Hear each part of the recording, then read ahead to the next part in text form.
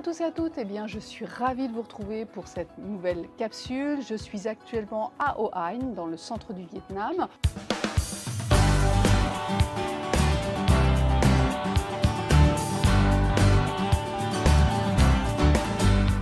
Alors aujourd'hui, j'aimerais tirer une sonnette d'alarme quant à l'arrivée du beau temps et de la croyance d'être dans le besoin de se mettre au régime, voire de s'affamer avant l'été. Donc déjà, avec cette sortie d'hiver où on a pris quelques kilos, c'est donc une très mauvaise idée de sauter sur la balance à l'arrivée des premiers rayons de soleil, car au final, on va voir plus loin que la balance ne vous apprend pas grand-chose sur votre composition corporelle ni sur votre gestuelle alimentaire. C'est normal de prendre 1 à 2 kilos durant l'hiver.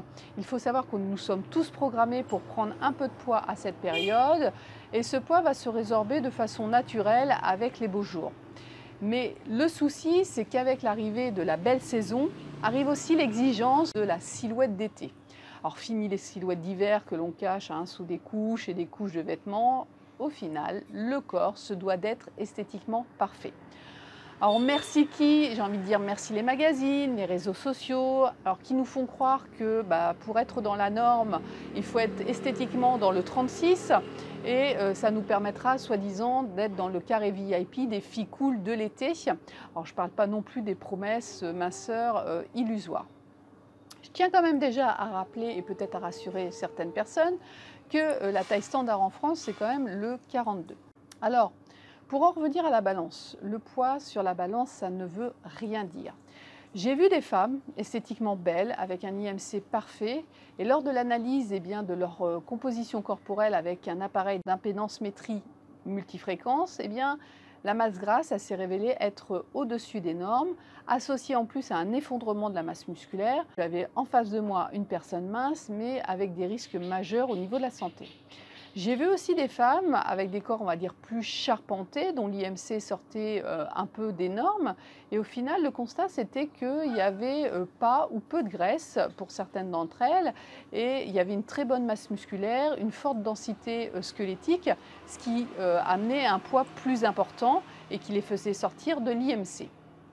Alors, question, votre idée de mincir est-elle vraiment un besoin réaliste ou est-ce que c'est associé à une culpabilité médiatique? Avez-vous vraiment un problème de santé, un bilan biologique et une impédance-métrie anormale? Et est-ce que votre silhouette sort vraiment des normes? Et puis autre chose, est-ce que l'idée de mincir est en lien avec un objectif qui vous est personnel, positif? Parce qu'il est impératif de sortir des objectifs illusoires. On peut vouloir mincir, moduler sa silhouette pour améliorer des douleurs articulaires, pour refaire du vélo avec ses petits-enfants. Pouvoir être à l'aise à prendre la parole en public, avoir plus de confiance parce qu'on va s'exposer au regard des autres. Maîtriser son impulsivité alimentaire pour mieux gérer son impulsivité avec ses enfants. Comprenez bien que le corps n'est que le reflet de nos souffrances émotionnelles. Les aliments ne sont pas obligatoirement le problème, c'est le pouvoir émotionnel qu'on leur donne à venir nous rassurer, nous réconforter, nous protéger. Si vous avez un doute sur votre vrai besoin à modifier votre comportement alimentaire parce que votre silhouette vous paraît anormalement surchargée, faites faire votre impédance-métrie. Alors je ne parle pas des balances vendues dans le commerce qui prennent en compte que le bas du corps et qui ne rentrent pas dans le détail, mais je parle d'appareils professionnels, multifréquences, qui vous donneront le détail précis de votre masse graisseuse, votre masse musculaire, votre masse osseuse, mais aussi dans le détail de la masse musculaire, la quantité, la qualité, l'hydratation aussi, mais extracellulaire qui pourra révéler des dysfonctionnements organiques, mais la qualité et la vitalité de vos cellules.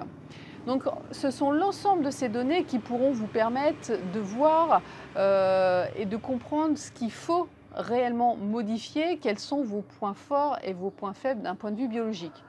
Bien sûr, il faudra accepter aussi de regarder vos états émotionnels qui au final pèsent quand même aussi assez lourd dans la balance. Alors, Il va peut-être falloir mettre des astuces en place comme apprendre à manger, eh oui, ce qui vous fait plaisir, mais dans le cadre de la bienveillance, de la pleine conscience pour manger dans un équilibre. Apprendre à déguster, à savourer au lieu de sauter sur les plats pour moduler naturellement la quantité sans vous trouver dans la frustration. Chercher des recettes qui vous correspondent, qui sont plaisantes à manger et qui sont bonnes pour votre santé. Alors bouger, ça vous le savez, c'est important, les beaux jours arrivent, c'est facile. Chouchoutez votre corps. Dites-vous bien que les zones disgracieuses sont des plaies émotionnelles à penser. Alors à penser dans les deux sens. Penser quelles sont ces plaies et les penser, voilà, cicatriser tout ça. N'hésitez pas à prendre 10 minutes le soir pour vous en rentrant du travail, pour vous détendre. Écoutez de la musique si c'est ce qui peut vous faire plaisir. Diffusez des huiles essentielles qui vont vous relaxer. Fixez par exemple votre attention sur une flamme du bougie pour faire le vide dans votre tête et évacuer le stress et la frustration de la journée. Plus vous libérerez votre stress et votre frustration, moins vous compenserez aussi avec l'alimentation. Ne pas hésiter aussi à manger dans une assiette à dessert type Ikea, surtout quand les plats sont plus caloriques, car on sait que la satiété commence par une évaluation visuelle de votre volume alimentaire par votre cerveau. En mangeant dans une petite assiette, le cerveau voit une assiette pleine et du coup ça va le rassurer psychologiquement sur le fait qu'il va être rassasié. Ne pas hésiter aussi à boire dans des plus petits contenants quand c'est de l'alcool, quand c'est calorique. Alors, j'ai envie de vous dire aussi, jetez à la poubelle vos listes noires d'aliments interdits. Il n'y a pas d'aliments interdits, sauf en cas d'allergie ou de pathologie spécifique. Plus on a une liste noire, plus on va être dans la frustration et plus on risque de basculer aussi dans l'impulsivité et le craquage, chose que vous gage alimentaire. Essayez aussi de vous rappeler que lorsque vous mangez des féculents, il ne faut pas l'associer au pain et que ça doit rester dans le volume d'un quart de votre assiette. N'hésitez pas non plus à manger avec des baguettes chinoises parce que ça va vous obliger à être attentif à votre repas et à apprendre à manger plus doucement. Il n'y a qu'une chose que vous pouvez faire en premier, c'est de vous faire confiance, d'être à l'écoute de vos besoins alimentaires et de vos pulsions. Apprenez à vous aimer comme vous êtes. Voilà, votre corps arrêtera aussi lui de se battre. Prenez soin de votre corps, il est le témoin conscient de vos souffrances. Grâce à lui, vous pouvez apprendre beaucoup de choses sur ce qui n'a pas été digéré émotionnellement, vous aider à vous libérer de vos fardeaux pour vivre une vie plus sereine. Voilà, j'espère que cette capsule vous a permis d'y voir un petit peu plus clair sur l'importance de faire un vrai point sur votre composition corporelle au lieu de ne vous fixer que sur votre balance. Si cette vidéo vous a apporté un plus, n'hésitez pas à la partager. N'hésitez pas non plus à vous abonner sur Santé Indigo. Je vous souhaite une belle journée et je vous dis à bientôt. Bye bye.